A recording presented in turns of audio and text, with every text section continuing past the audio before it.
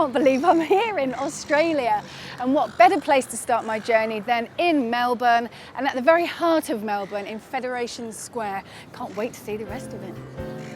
Melbourne is Australia's second largest city, and during the 1850s gold rush it was one of the world's wealthiest. Now referred to as the cultural capital of Australia, the city's a rich mix of cosmopolitan chic and old world charm. That's Flinders Street station behind me, and I'm actually on De Grave Street, which is the entrance to the famous laneways. The laneways and arcades take you on an intriguing journey through the heart and soul of the city, and it's a great way to uncover Melbourne's true personality. I've left the city centre behind me now, crossed over the River Yarra, and I'm heading off toward Southgate, which apparently is full of even more cafes and restaurants. The south side of the river is also home to the Arts Centre with its many theatres. Add to that the magnificent MCG and Rod Laver arenas, plus the beachside district of St Kilda just down the road, and you soon start to realise that Melbourne has something truly special to offer. That was a whistle-stop tour of Melbourne, but you know, just on the doorstep of that great city, this part of Australia is teeming with wildlife, and that's why I'm here really. So I'm about to embark on the Great Ocean Road. It's a journey that's listed amongst the top 10 road trips on the planet. Great Ocean Road, it's on the southern part of Victorian mainland. It's west of Melbourne. You don't have to go far from town here in Apollo Bay and you're in the middle of the bush, or you're on a remote beach by yourself. And in summer you get days like this where it's nice and warm and you can go swimming all day. Just in from Apollo Bay is the Great Ocean Eco Lodge. This carbon-neutral retreat has been set up by ecologist and zoologist partners Shane and Lizzie.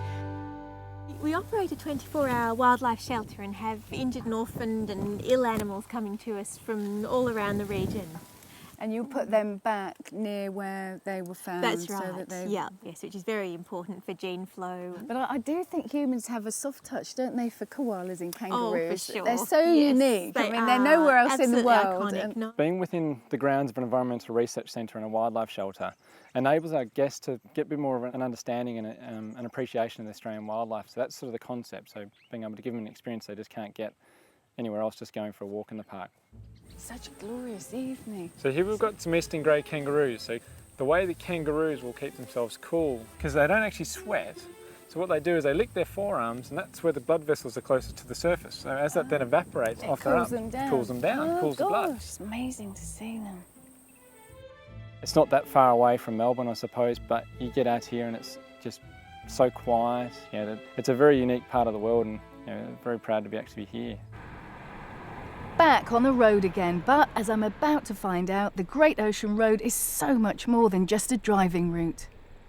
This is what I call the Sound of Music section of the walk. Very hilly. Yeah, I'm not going to sing for you now, but the Great Ocean Walk is 104 kilometres long. So over the 6 days we do the entire walk, it's a very diverse walk in terms of the landscape. Wow. Fantastic, isn't it? Absolutely spectacular.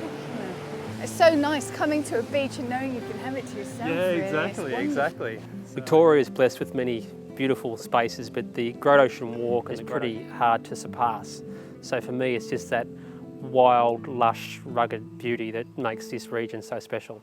But today's walking doesn't quite finish there. For many of Australia's animals come to life as the sun sets. The main objective, I guess, is to see the platypus out here and to try and get as close as we can, but then not too close. We don't really want to scare them off. So it's just the most incredible sight. It just looks like a prehistoric world. The lake has an arresting and haunting beauty as mysterious ancient trunks shoot majestically skywards from the glassy water below. Yes, it's just trying to get a glimpse of a platypus to start off with.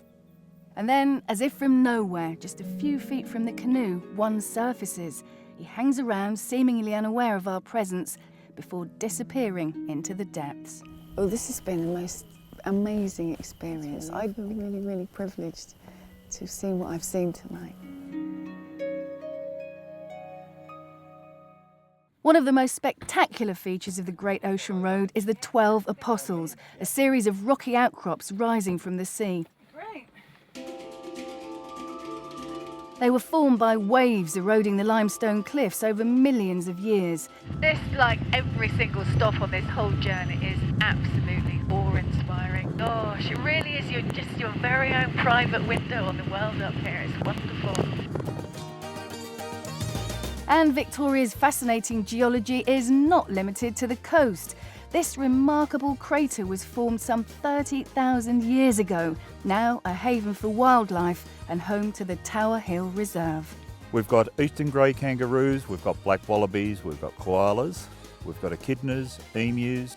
John tells me there are some chicks around, and sure enough, it's not long before I see them, just going about their daily business, almost as if we weren't even there.